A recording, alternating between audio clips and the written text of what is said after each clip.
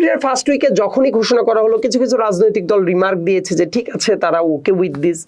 আবার বিএনপির মতো রাজনৈতিক দল বলেছে যে না, এটা প্র্যাকটিক্যালি খুব একটা ভালো সময় না। আমি নিজেও ব্যক্তিগতভাবে একটা টিভিতে বলেছিলাম এবং নিজেও ব্যক্তিগতভাবে মনে করতাম যে যেহেতু আমাদের আগের মাস হলো রোজার মাস, মানে ফেব্রুয়ারির সেকেন্ড উইকের পর থেকে যেহেতু রোজাটা শুরু হয়ে যাচ্ছে এবং রমজান মাসে এক মাস চলবে, ঈদটা হয়ে যাবে হলো মার্চের 16 থেকে 17 তারিখ বা এই পাশাপাশি সময়ে, তারপরে তো ঈদের ছুটিও থাকবে 7 থেকে 8 দিন।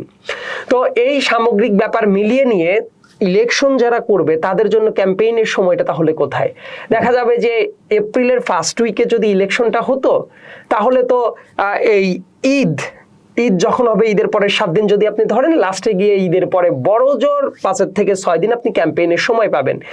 এটা তো কোনো মেম্বার ইলেকশন না, চেয়ারম্যান ইলেকশন না, এটা একটা যেহেতু মানে মেম্বার অফ পার্লামেন্ট ইলেকশন, এটার যে ধরনের প্রচারণার সময় থাকা দরকার সেটা মোটেই যথেষ্ট ছিল না।